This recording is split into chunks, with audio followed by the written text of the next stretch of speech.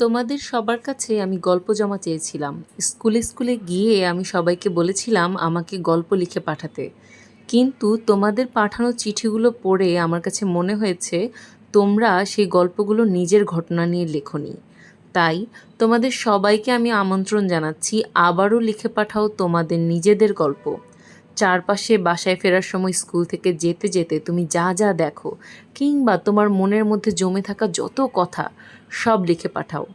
আর আগামীকাল থেকে আমি লিখে পাঠাবো আমার গল্প। আমার এই চ্যানেলে আমি আপলোড করব সেই সব গল্প যা ছোটবেলা থেকে আমার সাথে ঘটেছে।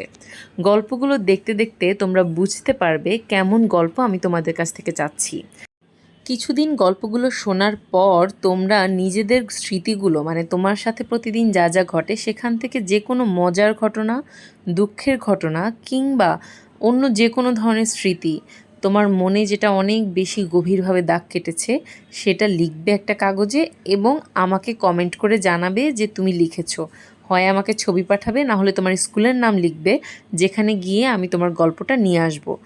আর তোমাদের গল্প যদি আমার ভালো লাগে, মনে হয় যে সেটা সত্যি সত্যি তোমার নিজের কথা এবং আমার কাছে যদি অনেস্ট মনে হয়, তাহলে তোমাদের মধ্যে থেকে সিলেক্টেড গল্প যারা লিখেছে তাদের গল্পগুলোকে আমি আঁকবো এবং এই চ্যানেলে আপলোড করব।